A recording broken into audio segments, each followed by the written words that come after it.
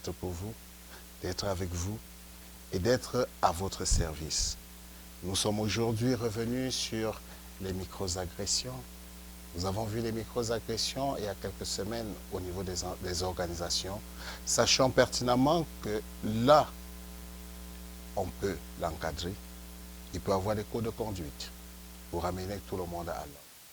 Mais dans la société, dans les familles, dans les couples, qu'est-ce qui se passe? Est-ce que c'est toujours aussi facile de vivre ces micro-agressions? Aujourd'hui, moi, votre humble serviteur, Papy, je suis avec vous. Si Papy Fogos vous dit qu'il est avec vous, il n'est toujours pas seul, avec d'autres panélistes. Et après la publicité, nous allons entrer dans le vif du sujet. Merci à vous de regarder Ngas TV partout où vous êtes.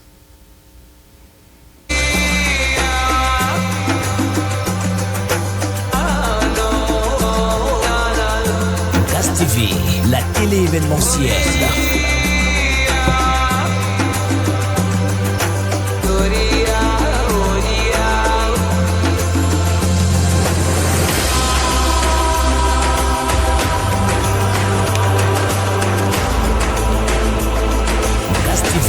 La télévision de la diversité.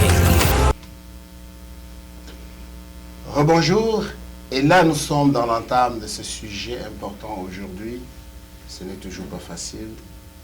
Quand on parlait des micro-agressions, ce sont nos comportements qui apportent beaucoup de problèmes autour de nous, des petites flèches.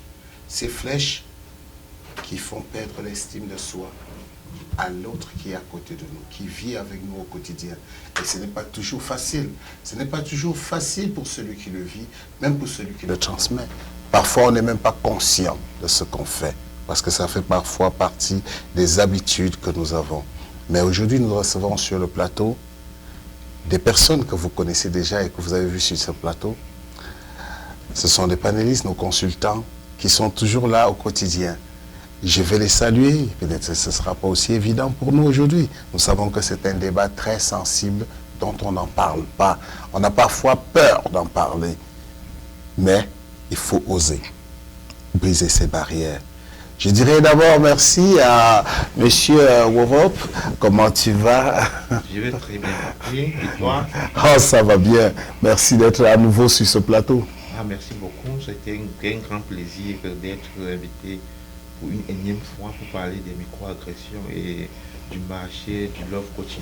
Ah, pour toi, nous ne parlerons plus d'invitation parce que tu fais partie du plateau comme un consultant. C'est pourquoi nous allons encore dire bonjour aussi au chef Apollinaire Chef Kiaté. Bienvenue, chef. Merci beaucoup. Ça fait plaisir de t'avoir à nouveau, toi qui es déjà un consultant ici, de partager ton expertise et toutes tes recherches avec nous. Oui, le plaisir est partagé. Je voulais profiter pour dire bonjour à tous les téléspectateurs de Ngas TV et à nos panélistes de ce jour. Et nous avons Maman Tanfo qui est avec nous. Ça fait longtemps, on s'est déjà vu sur ce plateau. Et elle est venue aujourd'hui pour partager cette expérience. Vous savez, en tant que maman, ce n'est pas toujours aussi facile.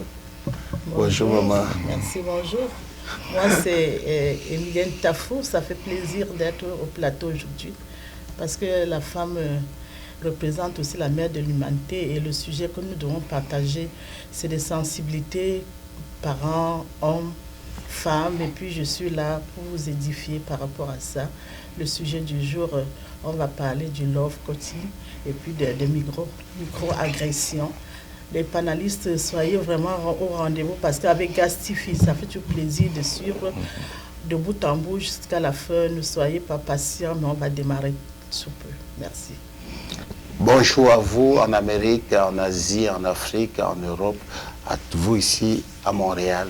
J'aimerais demander à chacun de nous un instant de silence pour toutes ces personnes victimes de ces agressions qui se retrouvent parfois dans les pires des solutions, dans les pires des cas. Et nous savons qu'il y a toujours des cas qui sont parfois irréversibles. Nous ne saurons nous placer à gauche ou à droite, mais nous essaierons de garder ce silence pour demander que beaucoup y pensent à ces conséquences avant de poser ces gestes la prochaine fois.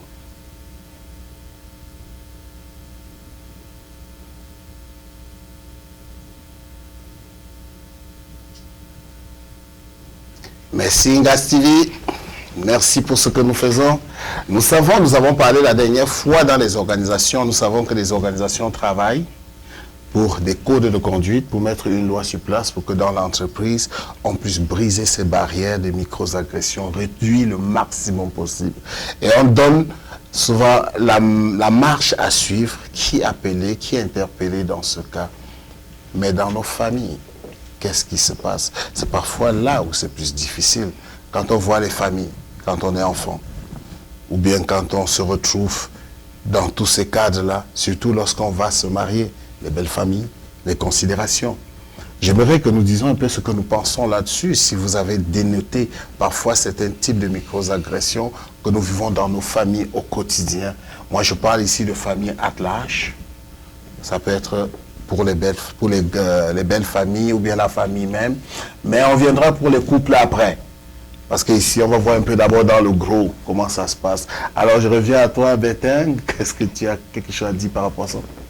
Bon, je dirais que, en fait, au niveau des familles, les micro-agressions, je partirais d'une métaphore, par exemple. Les micro-agressions, c'est comme une piqûre de moustique. Au début, c'est anodin. Et plus le temps passe, plus les piqûres ne font que se multiplier. Ce qui fait qu'à un certain moment, la personne qui est victime de ces piqûres a tellement accumulé des situations au point où la personne est au bord du rouleau. Dans les micros, comme son nom l'indique, ça commence par des gestes plus simples. Et on peut encore ajouter une métaphore. C'est un peu comme un grain de sable que tu dans ton soulier. Qu'on accumule chaque fois. Un grain de sable qui est dans ton soulier. Tu te dis, bon, c'est un grain de sable, ça ne me gêne pas, je veux marcher. Tu commences à marcher. Après peut-être 2 kilomètres, tu te rends compte que le grain de sable est en train de créer une blessure qui s'agrandit au fil du temps. Et quand tu arrives à un certain niveau de ton parcours, tu es obligé de t'arrêter, enlever ton soulier pour retirer le grain de sable qui a créé une très grosse blessure. Observer les dégâts. C'est ça, c'est comme ça que fonctionnent les micro-agressions.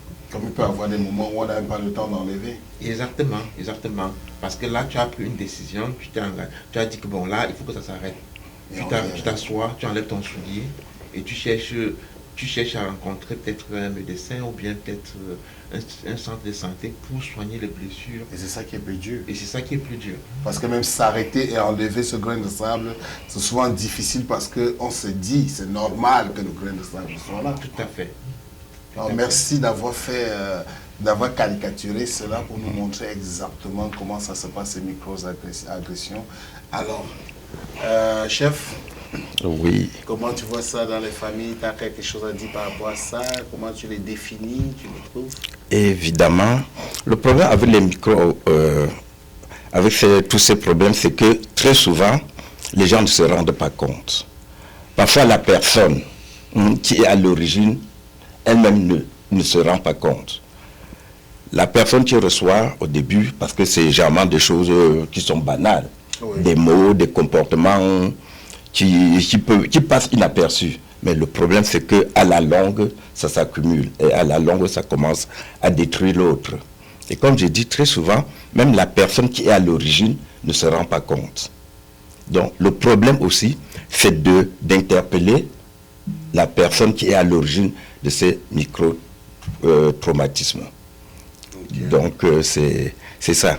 Parce que souvent, la personne qui pourrit la vie de l'autre ne se rend même pas compte. Et l'autre, parfois, par amour, on dit que ça va passer. Très souvent, c'est ce qui arrive. On dit ça va passer, je vais essayer, je vais l'amener à comprendre, mais souvent, ça ne passe pas. Alors, Maman Tafou, oui. Alors, qu'est-ce que tu penses de ça? Moi, je veux rentrer en arrière pour me mettre à la place d'abord des mamans, parce que habituellement, dans notre société, on a tendance à beaucoup avoir le penchant sur l'école. On ne prépare même pas les filles au mariage. Et un problème de microagression peut être émané de l'environnement où la femme où l'homme a grandi. C'est ça qui justifie qu'aujourd'hui, tu verras des enfants qui ne s'intéressent même pas au mariage. Et une fois là-dedans, ils ne sont pas accompagnés parce que la maman a tendance à valoriser sa fille pour sous-estimer l'homme, pour faire de l'homme l'esclave de la femme. Alors qu'en fait, quand on s'unit, on devrait regarder dans les mêmes idéologies. Et quand il y a déjà décadence dans le couple, les injures peuvent même commencer, même si on n'a même pas déjà la base, l'esprit d'une dépression. Mais le fait que l'homme peut parfois sous-estimer, ou la femme, parce que la femme recherche une santé financière, alors que l'homme, il cherche un socle de famille. Et quand les problèmes dégénèrent, quand il n'y a pas d'accompagnement, quand les parents ne peuvent pas se mêler, parce que le plus souvent, ils se disent que non, quand l'enfant, même si tu te maries à 10 ans, tu es déjà grand, alors qu'on a toujours besoin des conseils pour l'accompagnement. Et une fois qu'on a atteint ce niveau où on ne se supporte plus, si on ne se confie pas, on meurt à petit feu. Parce que le plus souvent, il y a beaucoup de femmes, peut-être elles vont aller chez sa meilleure copine qui n'est même pas mariée, qui n'a même pas l'expérience du mariage. Et elle va lui dire autre chose. Et maintenant, le cumul fera que quand elle ne pourra plus, elle peut péter les plombs. Mais le problème dans tout ça, c'est que les parents doivent accompagner l'environnement, comme les missions que nous sommes en train de passer. C'est pour sensibiliser et pour réveiller aussi les esprits. Parce que le sage ne naît pas forcément le premier, mais on a toujours besoin des conseils tout le long de la vie pour pouvoir s'équilibrer aussi dans la vie. Là, je vais sauter sur un point que tu as dit là qui est important. Quand on parlait d'éducation, est-ce que ce problème d'éducation, c'est parce qu'on ne sait pas, n'est même pas éduqué soi-même? Parce que si on voit le système d'éducation qu'on a aujourd'hui, c'est un peu global. Quand on rencontre une jeune fille, bonjour, tu peux prendre soin de moi.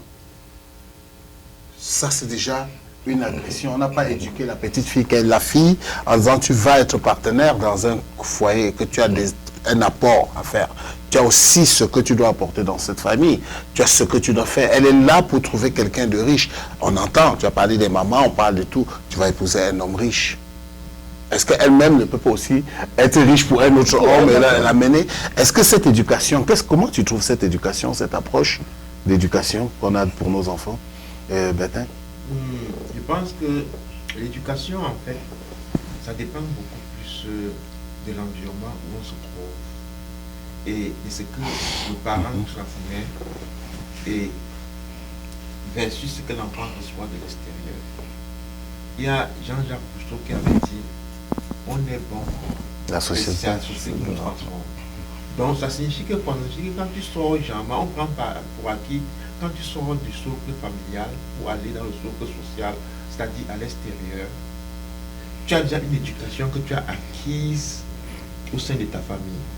Mais dès lors que tu mets le pied à l'extérieur, sont ceux ou celles qui n'ont pas eu une bonne éducation familiale qui vont te dire tes parents t'ont trompé.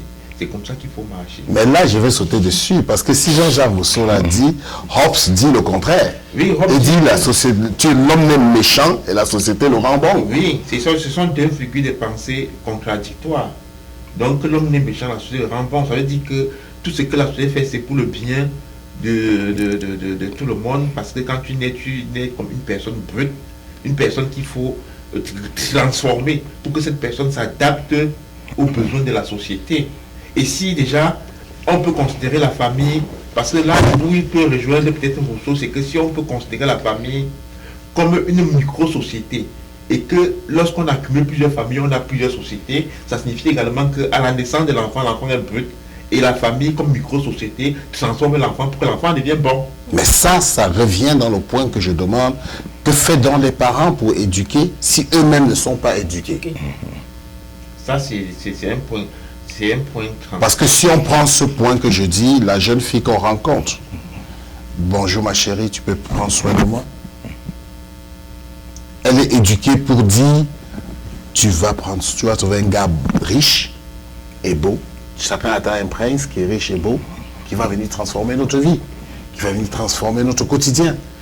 Chef, en tant que papa, là, quand on éduque la jeune fille, comment on voit ce côté? quand on éduque la jeune fille, en tout cas, bon, de nos jours, on a l'impression que l'amour vrai, comme ont eu nos parents, n'existe presque plus. L'amour est toujours orienté vers le matériel. Et ce qui est un peu dommage. Et c'est la raison aussi pour laquelle, quand les gens se marient, au moindre problème, ben, on veut quitter. Tu vas entendre dire que, ben, en tout cas, je vois un peu les influenceurs là au pays, où les jeunes filles disent toujours que, ben oui, tu m'apportes quoi? J'ai rencontré quelqu'un qui me donne 2 fois plus que ce que tu donnes. Donc finalement, oui, tu me donnes 2 fois plus que tu me donnes. Regarde ça, hein, le téléphone que tu m'as donné. Tu vois, j'ai un iPhone 17, tu penses que je fais comment pour l'avoir? Donc l'amour est devenu de plus en plus intéressé. Ce qui fait que souvent, dans le ménage, la fille qui est là, elle ne, comme tu l'as si bien dit, elle ne sait pas qu'elle aussi, elle peut apporter le nécessaire pour le bien de la famille. Elle attend toujours que ce soit l'homme qui en tout cas, qui la rende heureuse et qui rende la famille heureuse. Et c'est aussi comme ça que souvent tu entends. Oui. Ça, c'est un point. C'est pourquoi quand je vais demander à maman Emilienne, là, je vais aller un peu plus loin. Parce que le plus gros problème, c'est que la fille le dit. Mais quand on va souvent voir même maman, on présente maman, maman c'est mon petit ami. Quand je vois ma fille comme ça, tu peux prendre soin d'elle, tu es capable de faire ceci. Comment vous pensez, comment quand vous entendez, vous voyez ce genre de situation, qu'est-ce que vous pensez de ça, maman? Les mamans qui agissent comme ça? Les mamans, moi je dirais que les mamans qui agissent comme ça sont comme des proxénètes et leurs filles sont comme des prostituées à payer. Parce qu'il faut éduquer l'enfant, sachant que dans le mariage, la fatalité de la mort peut faire que tu arrives en mariage, tu décèdes, c'est toi qui vas subvenir d'abord aux besoins de la progéniture que l'homme a laissée. Moi, je spécifie pour donner l'exemple, puisque je m'exprime. Les mamans devraient faire comprendre à la femme que même pour sa dignité, elle ne devrait pas être une consommatrice. Même les mamans autrefois même, elles n'étaient pas vraiment des consommatrices parce que le monsieur était même dans la polygamie. Elles allaient au champ travailler, c'est un rendement. Non, elles avaient un métier. Elles avaient un métier. C'était un rendement aussi pour équilibrer la famille. En dépit du fait que l'homme pouvait faire autre chose, mais elles allaient cultiver, elles récoltaient pour nourrir la famille, c'est un rendement. Donc chaque femme devait aussi avoir sa dignité et reconnaître que j'ai un apport aussi pour ma famille. Parce que la fatalité qui est la mort peut venir t'arracher ton nom, que tu comptes sur lui. Et c'est pourquoi il y a beaucoup de cas où l'homme décède, la femme, elle crie aux abois parce qu'elle dit, oh, j'avais tout, maintenant elle est morte, je veux faire comment? Alors qu'une femme aussi qui se bat, c'est que le peu qu'elle a déjà, elle va renforcer ce qu'elle a fait pour équilibrer d'abord sa famille, sachant qu'elle est d'abord prioritaire pour ses enfants avant d'avoir les à côté. Et l'estime de soi, Bétain. Et l'estime de soi. Quand tu parlais de ça, toi, tu dis, il y a la belle famille, il y a ton petit frère, il y a ton fils, il y a ceux qui vont accompagner nous, grand frère, tu as l'expérience. On va chercher une épouse. Et la façon dont on reçoit comme ça, comment tu perçois ce que l'enfant va vivre? Quelle sera l'interaction du parent, du grand frère, de tous ceux qui sont là, quand on accueille l'enfant par rapport à ce qu'il a, par rapport à ce qu'il apporte? En fait, matériel. Je pense que je vais un peu recentrer un peu le débat parce que peut-être on tentait de s'éloigner un peu de la microagression parce que je me suis rendu compte que c'est un fléau au sein des couples et la microagression parce que la manière avec laquelle on est en train d'aborder le sujet, c'est un peu comme si on parlait beaucoup plus déjà d'un mariage où il y a des problèmes dû peut-être aux préparatifs. Moi, je suis à l'entame, oui, exact. Je suis à l'entrée. En fait, déjà, notre thème principal porte sur les micro-agressions, oui. Et je m'attendais peut-être qu'on aborde comment est-ce que ça se manifeste au sein du couple. Nous, au sein du couple, dans une société comme la société canadienne, où nous venons du Cameroun, un peu de partout en Afrique et autres, comment est-ce que dans le couple, ça se vit au quotidien, ces microagressions? Quelles sont les difficultés? Comment est-ce qu'on peut identifier? Comment une personne lambda qui côtoie un couple peut savoir que ce couple est en train de vivre une situation? Ça, c'était l'ouverture. Oui. Ça, c'était l'ouverture. Parce que ça nous permet parfois de voir d'où viennent certaines frustrations. La base. Certaines frustrations. D'entame, on a des gens qui partent pour chercher une femme, la façon dont on les accueille, ou bien quand la fille arrive, la façon dont on l'accueille dans la famille, ça peut déjà commencer à créer ce type de friction, qui commence par des micro-agressions qu'on néglige. C'est ça, pas de mari, c'est ça que tu nous donnes, et tu vois un peu, ça va continuer maintenant dans les familles, dans le sein du couple. J'ai regardé un peu ce côté, avant de venir transiter maintenant pour la vie de couple. Tu vois un peu ce que je veux dire là. C'est pourquoi je me pose la question. Souvent, ce n'est pas facile. On va pour épouser une jeune fille, et la façon dont on vous regarde, on dit, regardez, lui il est docteur, lui il est ceci, lui il est cela, toi tu viens. Tu es un simple étudiant qui ne sait même pas où il va. Mais je dirais qu'il ne faut pas seulement focaliser sur la jeune fille, parce que les gars aussi, la manière avec laquelle on regarde le jeune garçon. Le jeune garçon, c'est ça qu'il dit, le jeune garçon le regarde. Donc le jeune garçon aussi, par exemple, il y a des moments, des familles où tu pars chercher une jeune fille, tu l'amènes, on dit que c'est une pauvre fille, elle est quoi, sont doux. Et vice versa, c'est de ça qu'on parle. En fait, ça dépend beaucoup plus aussi, comme tu disais tantôt, de l'éducation de la famille également. Oui. Et aussi, il ne faut pas l'oublier, la maman est là, elle peut confirmer, c'est que à un certain moment, nos parents, nos oncles, nos tantes sont nos yeux. Parce que je me rappelle, dans notre société traditionnelle, quand tu viens présenter une personne, on analyse, on étudie. Voici je suis une personne sur qui j'ai des visées, fille ou garçon, la maman ou le papa dit que attends d'abord, on va voir. Laissez-nous observer. Et la maman, qu'est-ce qu'ils font? Ils n'ont pas beaucoup n'ont pas fréquenté. Ils vont se lancer dans la recherche. On dit que la fille sort de telle région, de telle famille. Est-ce que qui connaît son père, sa mère? Après la recherche, la mère va venir, ou bien le père va venir dire que ma fille, mon fils, je pense que tu ne peux pas épouser ce monsieur-là, ou bien cette femme-là. Parce que il y a une histoire dans leur famille qui ne tient pas la route. Et ça peut suivre plusieurs générations. Donc pour te protéger, écoute nos conseils. Et de nos jours, rares sont les jeunes qui écoutent ces gens de conseils. Et c'est ça qui engendre souvent des problèmes cruciaux. Il y a eu des amis ici au Canada que je connais très bien. Comme ils étaient amis, ils se fréquentaient. Au moment de se marier, on a dit aux parents que voilà, j'ai trouvé quelqu'un au Canada. Je vais m'arriver que vous entreprenez vous essayez d'entreprendre des démarches pour pouvoir faire les doutes et rencontrer la famille. Après, la famille a dit que non, ça n'a pas marché. Alors là-bas, vous vous entendez, mais ici, ça n'a pas marché. C'est pas une bonne famille. Pas pour dire que c'est une bonne, mais c'est parce que l'historique de la famille met en danger leur fille. Ça, c'est le point que tu viens vraiment de toucher. Parce qu'on commence dans la prévention des agressions futures. Exactement. On commence à voir des problèmes qui doivent arriver, et même parfois dans la façon d'accueillir, de présenter. Tu viens avec ta fille qui va en mariage, et puis on commence à te dire, c'est quel garçon comme ça? Ou bien le garçon est trop riche. On va te chosifier dans cette famille. Tu dois travailler 2 fois. Et c'est vrai.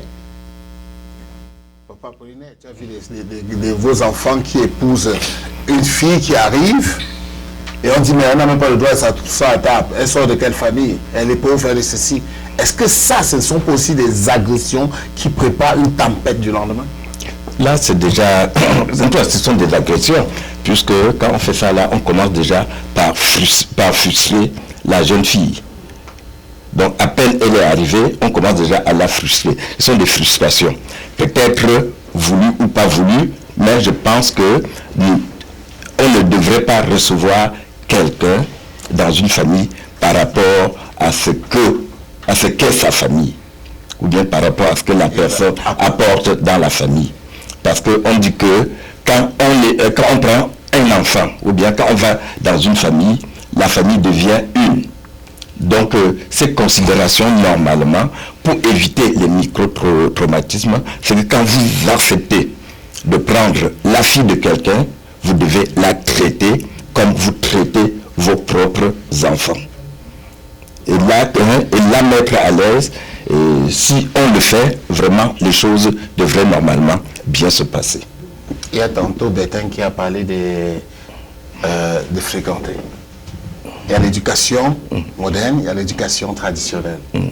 Mais si on regarde aujourd'hui, Maman Emine, est-ce qu'on a vraiment encore l'éducation? Même l'éducation moderne, on ne sait plus où on en va parce qu'il n'y a plus de morale, il n'y a plus rien qui est là-dedans.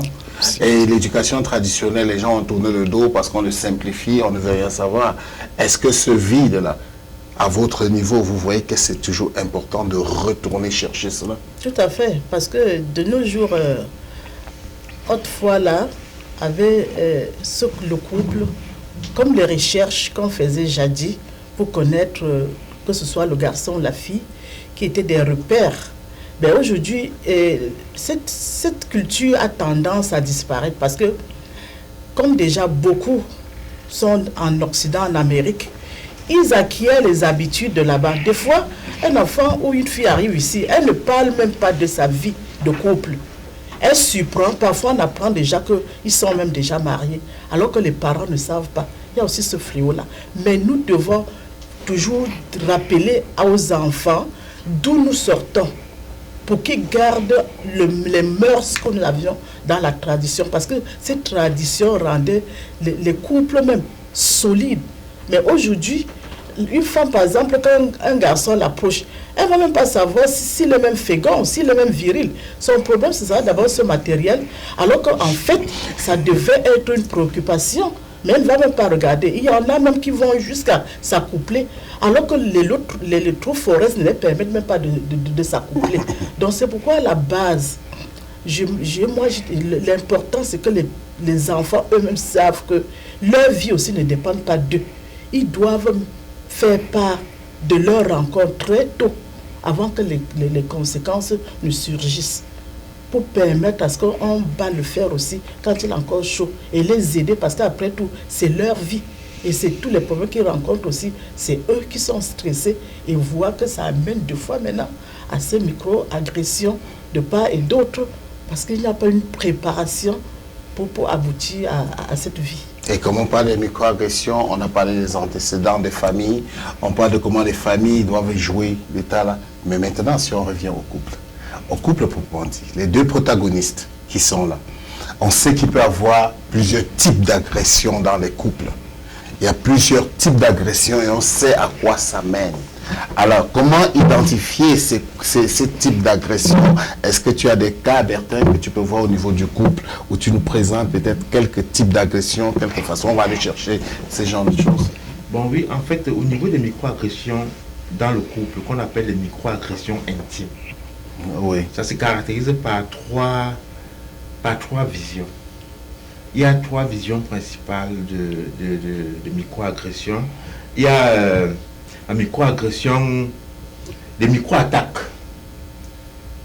Tu vois, les micro-attaques par exemple, où tu vas, le mari ou bien la femme va de temps en temps sortir des petits pics, de rien du tout là. Et souvent anodin pour pouvoir provoquer l'autre. Il y a les micro-insultes. Tu vois, les micro-insultes, par exemple, quand on disait tantôt que pour qu'un couple se marie, il fallait que les parents regardent tout ça là. Peut-être si une fille peut-être est issue d'une famille monoparentale, le mari peut dire que oui, c'est ça, tu fais ça pour ressembler à ta mère. Donc ça, ce sont les micro-insultes. Il y a également les micro-invalidations. Micro-invalidation, ça se manifeste comment? Par exemple, nous sommes au Canada, peut-être ta femme ou ton mari a été victime d'une discrimination raciale à son lieu de service. Il rentre à la maison, rencontre son mari ou bien sa femme pour lui dire que voilà ce que mon collègue m'a dit, vraiment voilà ce que... On dit non, toi tu exagères, le racisme est fini depuis les années 70, ce n'est rien du tout. Ça c'est les micro-agressions qui amènent la personne victime de se recouvrir sur soi-même. Ça brise son estime de soi. C'est ça. Et à la longue, ne viendra plus te présenter les situations qu'elle vit ou bien qu'il vit. On a construit une barrière. C'est ça. Bon, voilà les différentes formes de micro-agressions qui existent vraiment au sein des couples. Et là, à chaque groupe là, on peut identifier plusieurs exemples au courant. Et à ça, on peut ajouter également les micro-agressions liées à la sexualité. Oui, comment ça se manifeste par exemple? Par exemple, un conjoint peut dire, toi tu es comme un morceau de bois. Ça c'est une microagression. Ou bien, tu me harcelais depuis comme ça là pour faire seulement quelques secondes. Ça c'est une microagression. Et à la longue, ça s'accumule. Donc, c'est sur ces points-là qu'on devrait regarder aussi pour essayer d'amener les couples à comprendre. Et souvent, certaines personnes le font de manière anodine, comme disait le chef tantôt, mais le chef, sans être très conscient de l'impact que ça a sur le partenaire. Mais s'il faut regarder la société, s'il faut regarder ce qui transparaît de la société, chef, ce sont les femmes qui se plaignent le plus. Oui, ça c'est vrai. Les femmes se plaignent le plus, comme généralement dans le couple, quand on parle d'agression, généralement c'est un peu comme si c'est toujours l'homme qui agresse la femme. Pourtant, la femme, il y a les femmes qui agressent aussi les hommes. Donc pour ces micro-traumatismes, en tout cas, ces micro-traumatismes vont dans les deux sens. Les femmes se plaignent plus que les hommes, parce que les hommes souvent ne veulent pas montrer leur faiblesse. Les hommes encaissent, mais agissent plutôt. C'est qui est un peu dommageable. Parce que quand tu parles, on peut essayer de solutionner. Quand la femme te dit que bon, ok, ce que tu m'as dit hier là, en tout cas, ça semblait anodin, mais ça m'a vraiment fait de la peine. Normalement, comme on a dit que les gens peuvent le faire sans le savoir, toi aussi, la prochaine fois, tu vas éviter, parce que cette parole, parce que ton épouse t'a fait savoir que vraiment, elle ne s'est pas bien sentie quand tu as prononcé ça. Et ça là, ça devait être dans les deux sens. L'homme devait aussi être capable de dire à sa femme que ce que tu m'as dit hier là, je n'ai pas pu bien dormir à cause de ça. Mais ce qui ne se passe pas. Ce qui ne se passe pas. Mais peut-être ce moment, Emilia, en tant que femme, nous dira pourquoi à un moment donné, quand il y a ça sur place, là, les femmes n'en parlent pas. C'est plus tard que ça fait problème qu'on sache qu'il y avait eu ça. Mais maman Emilia, qu'est-ce qui peut se passer là-dessus pour que ça sorte après ou bien plus longtemps plus tard? En principe, j'ai toujours dit tout dépend de l'environnement et dans le contexte qu'on a été élevé, où on a grandi. Si on a eu aussi dans un environnement des hypocrites, elle-même, elle est censée croire que dire ça, on va se moquer d'elle. Alors qu'en fait, avant même que chacun ne soit ce qu'il est, il y a d'abord l'éducation. C'est vrai qu'un enfant qui a eu le niveau universitaire ne peut pas avoir le niveau d'un enfant qui n'a pas atteint la terminale, parce que même la philosophie qu'on apprend, ça égaye, ça fait que tu es plus cultivé. Même c'est vrai que même Socrate avait dit qu'il ne connaît rien alors qu'il est un philosophe. Donc, dans ce cas express, il faudrait qu'il y ait le dialogue. Parce que dans le mariage, le premier secret dans tout, c'est le dialogue. De savoir s'exprimer quand tu t'es senti mal. Et en retour, que celui qui a fait le mal reconnaisse aussi. Ou alors s'explique. Parce qu'on peut même être en train de jouer, mais tu prends ça comme le mal. Mais quand tu t'exprimes, et la personne dit que non, je voulais vraiment te chatouiller. Mais là vraiment, je vais sauter là-dessus. La majorité du temps, quand la femme envoie les pics, elle dit, mais je blaguais. Oui, quand elle dit ça qu'elle blaguait. Et quand l'autre envoie, elle reçoit autrement. C'est ça que les femmes devaient comprendre aussi, que dans le couple aussi, c'est l'amusement. Il ne faut pas faire autrui ce que tu n'aimerais pas qu'on te fasse. Et puis, on doit connaître son homme. C'est ça qu'on dit que le couple, ils se connaissent suffisamment. Et c'est pourquoi ils ont souvent leur jardin secret, que quand il y a même des problèmes, ils le savent. Parce que la femme mélange tout. Il suffit qu'elle ait une guéguenne le matin avec son mari. Si le soir, il rentre tout souriant, peut-être lui a même gardé quelque chose. C'est déjà, les hommes s'expriment par des actes que la femme aimerait concret pour dire, oh, excuse-moi, mets-toi, tel se met à genoux pour demander pardon. Ça peut pas être toujours ça. Mais un autre homme peut s'exprimer en rentrant, il t'a gardé peut-être un gâteau. C'est pour dire que bon, quelque chose s'est passé. Mais si tu insistes, bon, tu lui reviens, tu dis que bon, j'ai pas aimé. Il peut dire que bon, tu m'excuses, même s'il ne dit pas tu m'excuses, il peut dire oh chérie, bon c'est déjà passé. Qu'on soit ça quand même, les femmes sont rancunières et c'est ça qui les rend davantage dans des problèmes infernaux. Parce qu'après tout, il faut se dire que chaque seconde peut être fatale. On peut dormir sans se réveiller. Mieux vaut finir avec les problèmes, ne pas cumuler, sinon les conséquences... Tu viens de toucher un point, les femmes sont rancunières. Et l'autre problème, les hommes vivent cela en silence. Mais ils commencent déjà à en parler. Si je veux prendre le cas du Cameroun, on a quand même déjà là-bas une association des hommes battus. Donc ils commencent à se regrouper. Ils commencent à en parler.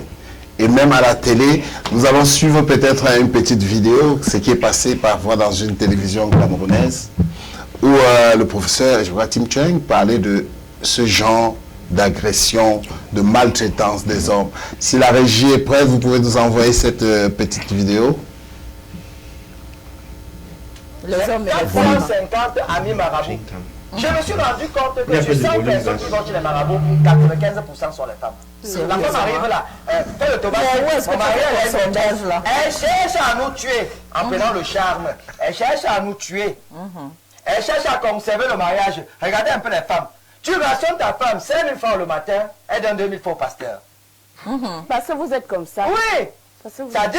Mais est-ce qu'elle ne doit pas prier pour la famille et peut-être payer la dîme? Elle va faire quoi chez le pasteur? Les 2 000 peuvent représenter la dîme qu'elle donne à l'église. Hein? Quand tu as même un mari vagabond, elle doit aller voir marabout pour te... Est-ce que vous savez que la femme, moi j'ai un ami. Oui. C'est lui qui a payé la scolarité à sa femme. Oui. Il a même acheté le concours. Elle est entrée à l'école normale. Elle est sortie. Son premier rappel, plus de 3 millions. Elle lui a même pas dit. Vous savez à qui elle avait remis ce rappel? Non. Au pasteur pour construire l'église. J'ai vu le gars, il était sur le pont de la Sanaga, il voulait se suicider. Il dit, il dit, laisse. C'est sérieux, la seule chose que tu peux gagner sur la femme, les enfants. Elle avait remis cet argent au pasteur. Le pasteur a fait comment pour convaincre la femme à lui remettre son rappel de salaire? Entre-temps, c'est l'argent du mari comment? Parce qu'on ne dit pas suffisamment aux gens, c'est que la femme travaille son argent, c'est pour elle et sa famille. Hein. Les femmes vont jusqu'à détourner même l'attention des enfants, parce que les femmes passent leur temps. Moi, avant, quand j'étais petit, je croyais que mon père était mauvais. Hein. C'est quand je me suis marié que j'ai dit que c'est peut-être la maman qui était même mauvaise. Hein. Oui, parce que la femme met tout dans la tête des enfants. Mais votre papa, il est méchant. Le papa, il est méchant. Alors que le papa, lui, fumait pour ne pas faire une crise. Oui. Parce que vous voyez les hommes fumer, la boire, là, ce n'est pas qu'ils sont nés comme ça. C'est pour calmer la tension. La tension que par la femme. Est-ce que l'homme n'a pas de famille? Parce que on parle seulement de la femme. De la femme comme si... Est-ce que toute la pression qui retombe... C'est quand tu te maries, même encore ta famille existe.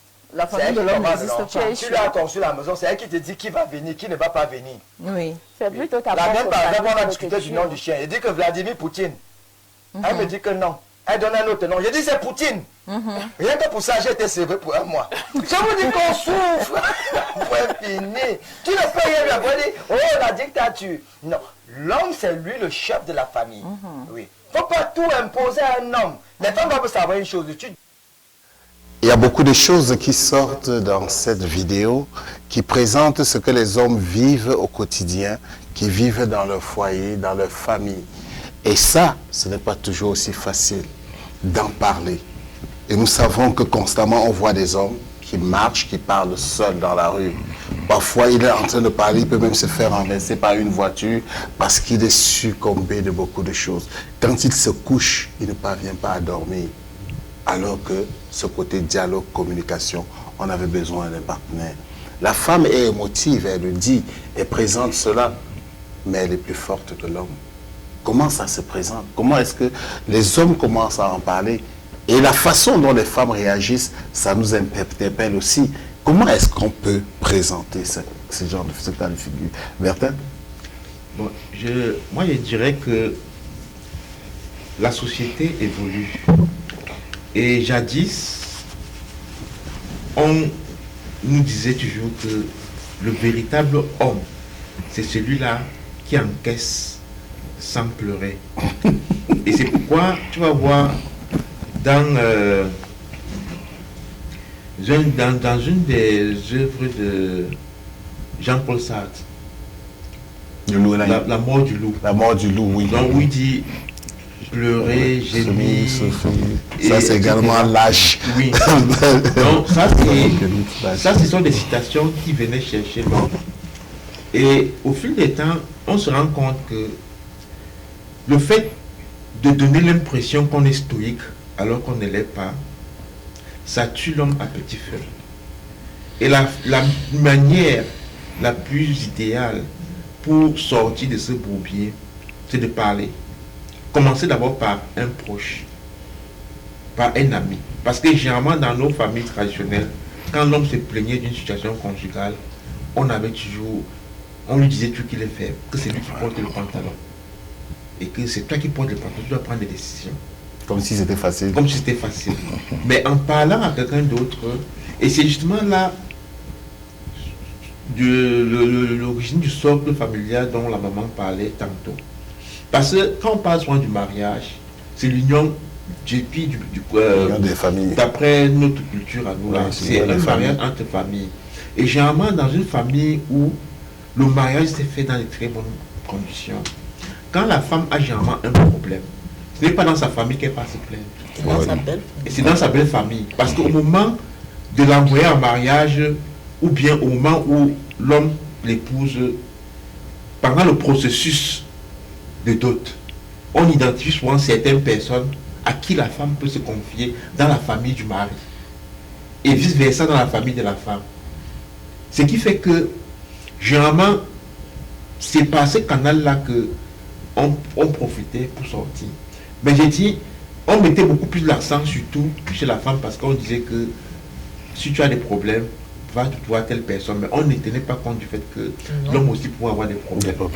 Mais de nos jours, conscient de ce qui arrive et avec la montée disons, exponentielle des cas de divorce,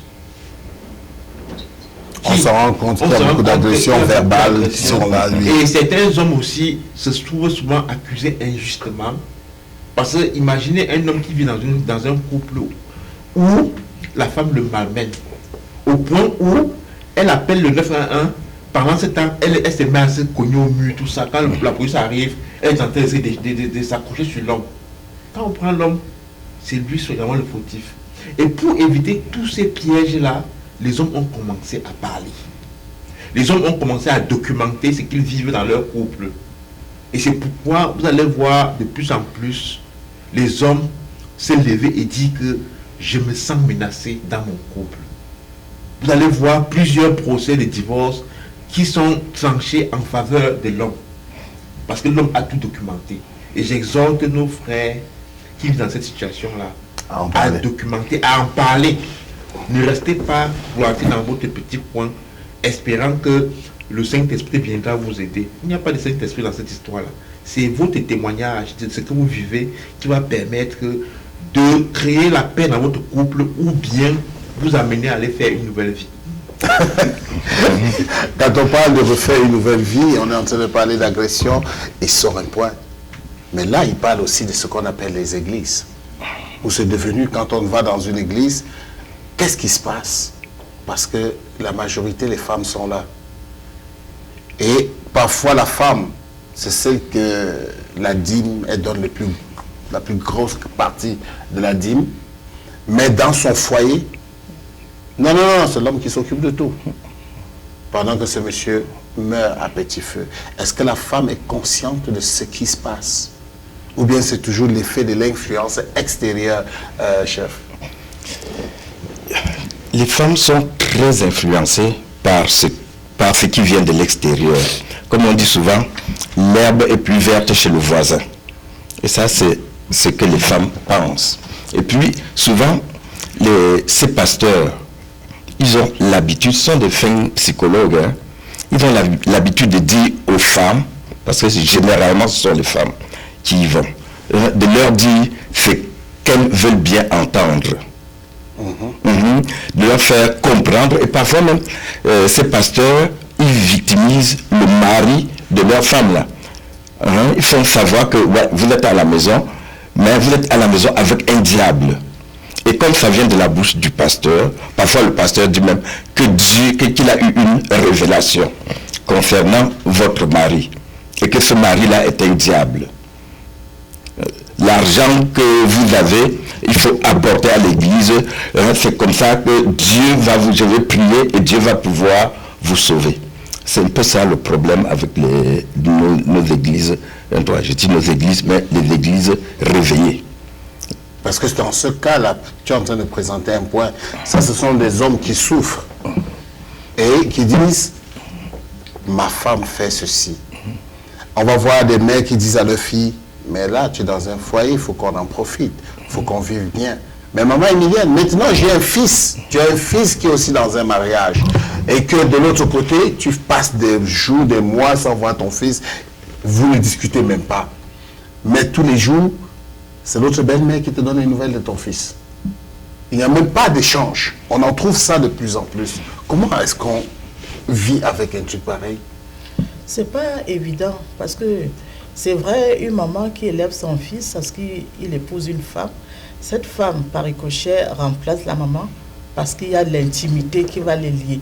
Mais ça ne vous dit pas que tu dois ignorer ta mère.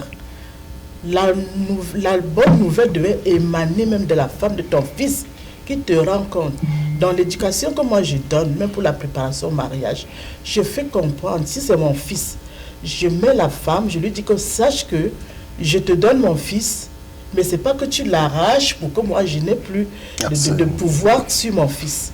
Il y a cette intimité qui vous lie, mais il y a le cordon aussi qui me lie à mon fils, parce que par la force de la nature, il est sorti au fond de mes entrailles. Donc c'est toi qui devais communiquer de tous les problèmes qui se passent dans le foyer. Quand je te fais confiance, ça veut dire que je partage déjà ce que tu peux ressentir. Et maintenant, c'est elle que je fais confiance pour qu'elle me dise. Et quand maintenant je lui pose le problème la question de savoir que, dis-moi comment ça se prend. Parce qu'à la base, moi, je dis que je n'ai pas de parti pris quand les enfants vont en mariage. Il faut les prendre comme vos jumeaux. Et savoir dire la vérité à la belle-fille que voilà, tu as mal fait ou bien tu as bien fait. Et dire aussi au garçon, tu n'as pas bien fait. Et si l'information ne passe pas, ça veut dire qu'il y a problème. Parce qu'on s'unit pour être unanime même dans les sujets qu'on doit partager. Et comme tantôt on a dit, si toi la fille, tu n'as même pas une personne que tu peux te confier, tu auras les problèmes. Et si toi aussi, tu ne peux pas parler, ça veut dire que tu es complice avec ton mari. Et quand ça va péter les problèmes. Mais cette complicité-là, je suis toujours dans une bémol. Parce que c'est pourquoi dans Tam, on avait attaqué un peu les relations des belles familles. Quand cette fille arrive dans le foyer parfois, déjà on la tient à distance de l'étrangère. On n'adopte pas. Parce que tu donnes un point qui est réel, qui est bien, qui devait être fait. Mais maintenant quand elle arrive, oh, elle mange l'argent de mon fils. Tu es venu ici chercher quoi? Tu es venu faire quoi? On crée des barrières et ça n'a que des conséquences de frustration. Des frustrations, oui. L'agression qu'on a reçue, qu'on a transmise à elle, elle peut aussi transmettre ça au fils. Tout à fait. Donc ça devient une chaîne. Et le fils maintenant, pour avoir la paix, vous transmet aussi ses agressions. Ça devient une chaîne où on triangle, ça devient un triangle, c'est ça. Mais le pire que nous voyons là-dedans, et que parfois, on a parlé ici, quand on parle des églises, on parle au Cameroun, parce qu'il y en a beaucoup qui se lèvent un matin, ils deviennent des prophètes, ils sortent des églises. Mais le point qui aujourd'hui est en train de détruire nos familles, les réseaux sociaux, les love coaching, des personnes qui doivent vous dire comment vivre dans votre famille, comment être bien, comment être ceci. Et c'est tellement bizarre parce que les choses qui concernent les hommes, c'est les femmes qui en parlent. Les choses qui concernent les femmes, c'est les femmes qui en parlent. Finalement, l'homme parle de pour lui quand et comment. Alors, comment vivre avec ce monde où on a 90% de notre temps sur les réseaux sociaux pour écouter des coachs qui n'ont jamais été même dans un mariage, qui ne savent même pas comment faire 2 mois dans un mariage. J'aimerais qu'on comprenne. Peut-être c'est peut-être bizarre ce que je dis, mais parfois c'est vrai. Comment quelqu'un peut savoir une façon de me réveiller le matin, j'ai mal à la tête parce que l'enfant a pleuré pendant 2-3 nuits consécutives. Et il te dit non, c'est toi qui ne parviens pas à gérer. Il n'a pas vécu cette expérience. Nous savons que d'autres vies, c'est une science, Bertin. Comment vivre avec ces love coaching qui sont des personnes qui n'ont même pas pu avancer et qui coachent les autres.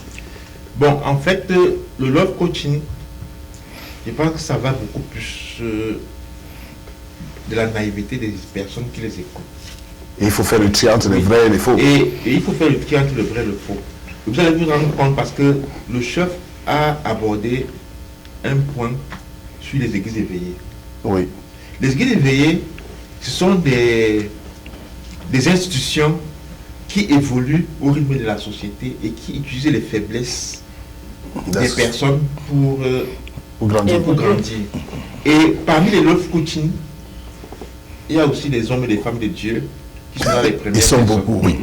Et il y a eu une nouvelle qui a fait la manchette dernièrement là où une dame avait pris l'homme de Dieu d'une autre femme influenceuse, tout ça, dont j'en passe.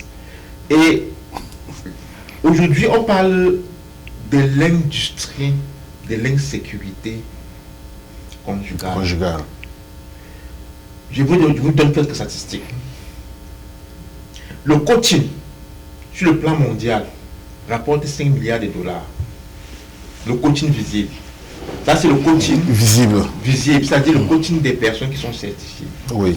Maintenant, quand on ajoute à ça le coaching sous-marin, c'est que certaines personnes font dans les médias sociaux et bien d'autres. On avoisine les 47 milliards de dollars. Donc, c'est pour vous dire comment est-ce que le coaching est devenu aujourd'hui un business extrêmement rentable. Et je tiens à informer que le coaching est réglementé par la Fédération internationale du coaching. Et beaucoup de ces coachs n'ont pas la certification de coacher quelqu'un. Et la plupart de ces coachs sont des personnes qui viennent verser leur frustration personnelle pour appâter les femmes qui sont dans des foyers à problème. Donc ça, je mets la table comme ça pour le love coaching. Mais là, tu viens de toucher un point dans le love coaching parce que ce qui est sûr, chacun se lève ce matin parce que j'ai vécu une déception ou j'ai vécu telle chose. Non, les hommes sont mauvais ou bien les femmes sont mauvaises. On accuse déjà. Mais quand on regarde dans la bonne chose, je veux prendre la parole de ma grand-mère. Si tu fais 1, 2, 3 mariages et ça se gâte toujours, c'est que ce n'est pas les autres le problème. C'est toi le problème. Alors, si je ne suis pas capable de rendre quelqu'un heureux, parce que je ne peux pas me rendre heureux, comment je vais pouvoir trouver des solutions à ce problème? On le ventile. Mais coach, comment faire pour que nos enfants comprennent que le meilleur love coaching, on peut orienter, on peut leur montrer le chemin? Qu'est-ce qu'on peut faire? C'est d'établir le dialogue avec nos enfants, dans la famille. Parce que très souvent, les gens vont voir ces influenceurs qui leur donnent des conseils qui ne sont pas toujours des bons conseils, parce que la personne n'a pas eu une oreille attentive quelque part. Parce qu'il n'y a eu personne à qui cette personne pouvait aller se faire écouter. Donc, ce que je demande, c'est qu'il y ait un dialogue dans la famille. Et comme on a dit que généralement quand les gens se marient, quand la femme va dans la famille de l'autre, on repère toujours une bonne personne, une personne à qui elle peut s'accrocher. Donc, ce que je demande, c'est que ces gens-là, en tout cas les gens qui ont des problèmes, parce que les gens vont voir ces coachs-là, c'est parce qu'ils ne sont pas bien. Très souvent, c'est parce qu'ils ne sont pas bien. Alors qu'ils commencent d'abord par voir ces références dans les familles avant. Et même, en tout cas, je préfère même qu'on aille voir un coach certifié. Parce que quand tu prends le téléphone, tu appelles quelqu'un, tu lui dis bien ce que tu veux savoir. Alors que ce qui s'est passé, avant que ce qui s'est passé, il y a eu des choses qui sont passées avant. Alors quand tu vas voir un coach certifié, il peut creuser beaucoup plus pour te donner des bons conseils. Éventuellement même chercher à contacter la personne avec qui tu es, lui faire comprendre que bon, peut-être que toi aussi, votre femme est ici, elle a besoin d'aide, peut-être que toi aussi, tu en auras besoin. Non, merci de parler de ça. Maman Emilienne, quand on parle de love coaching, toi tu accompagnes parfois des gens. Est-ce que c'est toujours facile d'être un coach de quelqu'un dont on ne comprend même pas sa propre culture? Non, non, du tout pas. Parce que quand on n'a pas les mêmes visions, on ne peut pas être orienté de la même façon. Parce que si tu n'es pas un coach vraiment prédisposé à connaître, tu nous donneras que ce que toi tu as vécu, parce que ton exemple te guide, et c'est ça que tu donnes pour bloquer l'autre personne, et la personne se sous-estime, parce que avant même d'aller consulter, il faut que toi-même tu te remettes en cause parfois pour dire que dans vraiment la situation qui se pose là, c'est qui est la personne la plus coupable, avant de chercher un tiers. Maintenant, un tiers peut être aussi, comme mon papa disait, quand tu as une seule femme, ne va pas te confier à ce monsieur pour chercher le problème. Cherche quelqu'un qui a 2 femmes. Il t'expliquera que vraiment ton problème là ne vaut rien. Donc, il faut aller vers celui qui connaît la maladie que d'aller chez un ignorant qui va prendre son problème comme légende et te dire ce que tu aimerais entendre, parce que quand tu la suis, tu vas dire, ah voilà, elle a dit ça, ou bien il a dit ça. Pourquoi pas moi? Je perds même le temps ici, pourquoi? Alors qu'en fait, c'est pas ça la vraie solution. Et après, on regrette que bon, c'est parce que c'est ça qui fait qu'après, on va poser l'accusation. Ah, c'est parce que vraiment, tel avait dit que, et ta personnalité à toi, toi-même, tu penses que quoi par rapport à ça? C'est pourquoi il faut d'abord se remettre aussi en cause et ne pas être ingrat. Parce que le plus souvent aussi dans le couple, même que réciproquement, hein, personne ne veut se sentir coupable. Personne ne veut savoir que j'ai tort. Est-ce qu'il arrive souvent que vous dites à la plaignante, à la personne qui vient se plaindre, ça ne vaut même pas la peine d'appeler l'autre parce qu'il est arrivé de le faire. Ça ne vaut pas la peine d'appeler l'autre, c'est toi le problème. Arrête ça, c'est ça ton problème. Ouais. Mais il y a beaucoup qui ne sont pas là parce qu'il faut plaire à la personne qui vient se plaindre. Est-ce que ce n'est pas un gros problème ça? Si, c'est vraiment un gros problème parce que la vérité, pour que la personne soit même soignée, c'est de lui dire aussi la vérité que quand tu te plains, hein, ouais. La base, c'était quoi? C'était quoi la base? Parce qu'elle vient dans lui. Il ne faut pas seulement chercher qu'on est tombé. Qu'est-ce qui t'a fait tomber? Qu'est-ce qui fait que tu te plains? Qu'est-ce que l'autre a dit? Est-ce que tu es allé? Parce qu'il y a même des femmes aussi qui ne vont pas vers l'homme, hein, comme l'homme aussi qui ne dit rien à sa femme. Hein. Comme par exemple, prenons l'exemple. Parce que les gens, par exemple, l'agression, c'est toutes les formes. Oui. Parce qu'une femme doit savoir qu'on ne mélange pas sa responsabilité avec les querelles. Par exemple, elle refuse de faire la cuisine parce que l'homme l'a énervé. Elle tourne le dos. Il y a eu des querelles. On ne mélange pas. Chaque chose est spécifique à sa place. Mais ça, tu viens de toucher un point. Mettez sur le love coaching. On voit tous les jours sur les réseaux sociaux, oh c'est la Saint-Valentin, si ton gars t'aime, il doit te faire ça, si c'est ceci, il va faire ça, si ton gars aime ceci, il va faire ça. Est-ce que ça, c'est pas une dérive totale? Ça, c'est bien d'avoir posé cette question, parce que je vais prendre un cas palpable. Je suis sur les médias sociaux et depuis un certain temps, j'ai commencé à dresser le profil des coachs pour essayer de conseiller mes frères et sœurs qui suivent ces coachs-là. Et je suis tombé par hasard sur le conseil d'une coach qu'on appelle, ici c'est coach Moshi. Un monsieur demande, très sérieux, s'il te plaît coach, comment est-ce que je peux faire pour savoir que ma femme m'aime? Vous savez le conseil que la coach a donné, si elle accepte ton argent, c'est qu'elle t'aime. Imaginez ça. Quand j'ai suivi ça, j'ai pensé à ma fille. J'ai dit que si ma fille tombe sur les vidéos pareilles, ma fille de 13 ans, elle va prendre ça au premier degré. Donc vous imaginez à quel niveau les coachs sont dangereuses. Ce point, on l'a vu pendant la Saint-Valentin, où la femme s'est fait belle pour aller recevoir. On dit bien la fête de l'amour. Moi, j'aimerais que quelqu'un me dise combien de fois il a vu dans ce couple qui se met sur les réseaux, qui se place partout, Combien de fois les femmes en ont offert? On sait que les bonnes femmes attendent le mari et elles offrent des choses. Il y en a qui le font. Il y en a, et ça, l'honneur est à vous. Parce que même parfois, la femme qui reçoit son mari avec un petit repas et s'assoit pour manger avec lui. Nous sommes en train de chercher ce qui est le bling-bling qu'on vient présenter. Mais comment vivre avec ces gens de situations?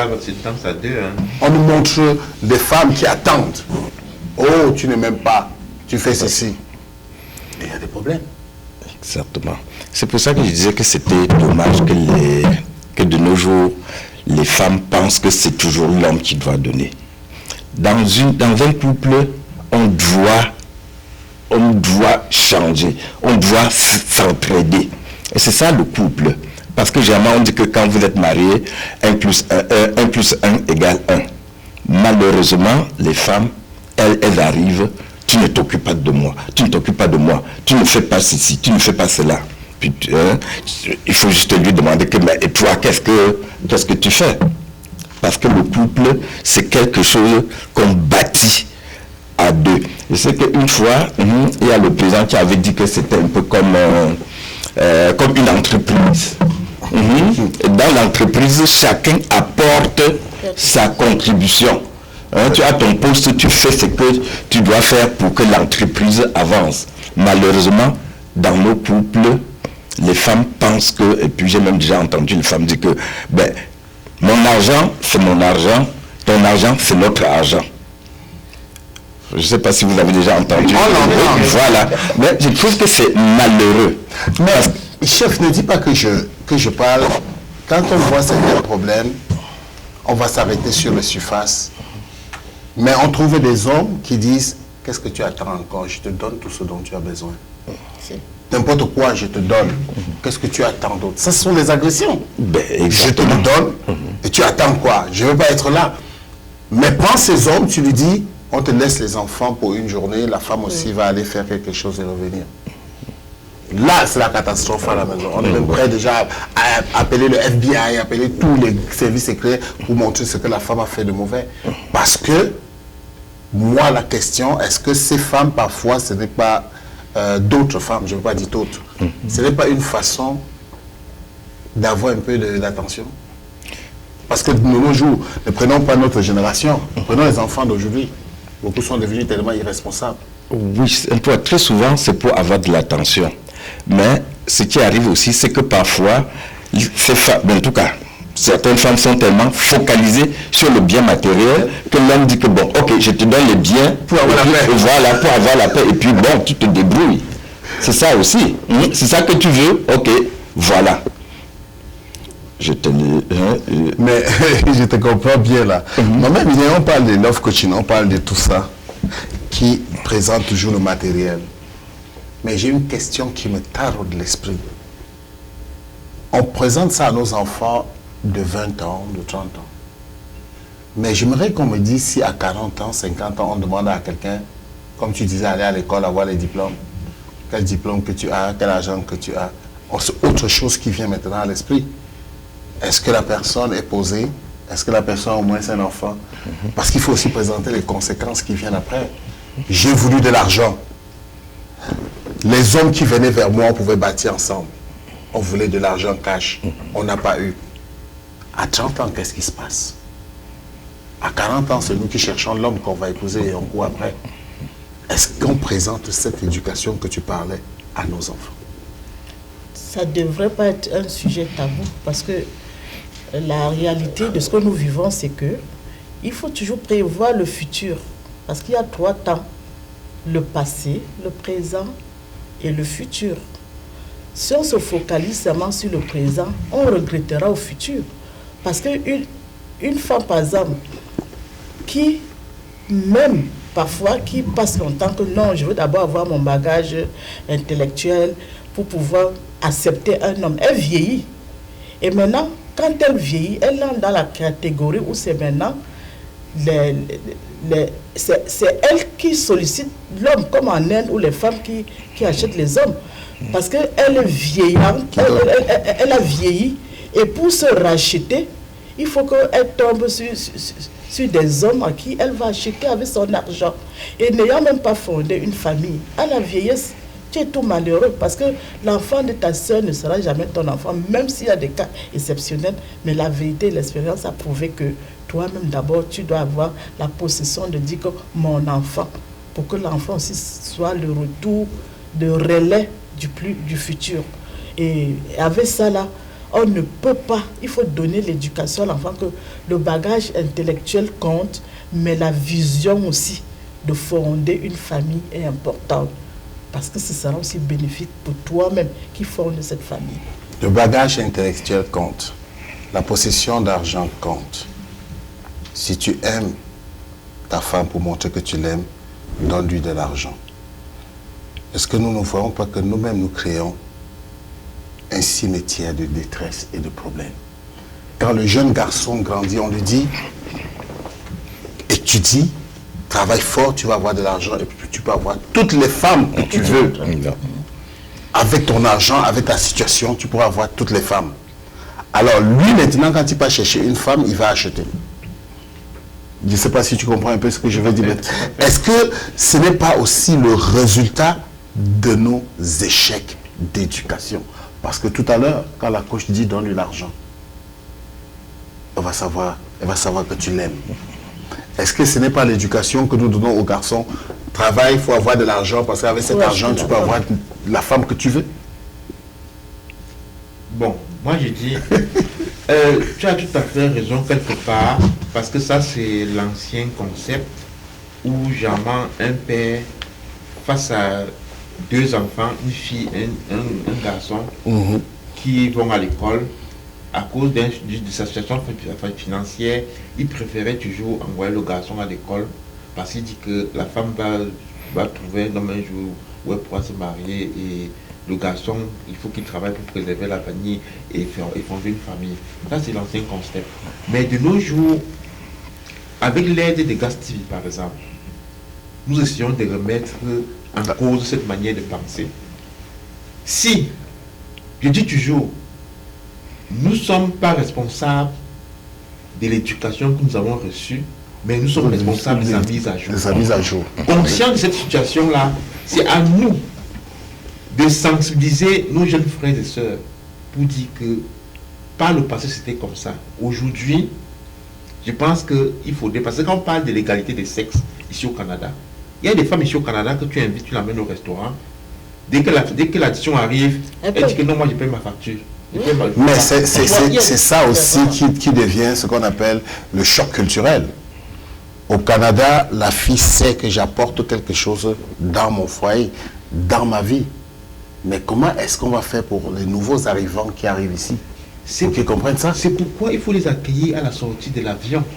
Pour leur faire comprendre que voilà comment ça fonctionne. Et même au Cameroun, parce qu'avec le coût de la vie, qui devient de plus en plus dur, et un gouvernement irresponsable, ça fait en sorte que la jeune fille a toujours l'impression qu'elle est là pour recevoir.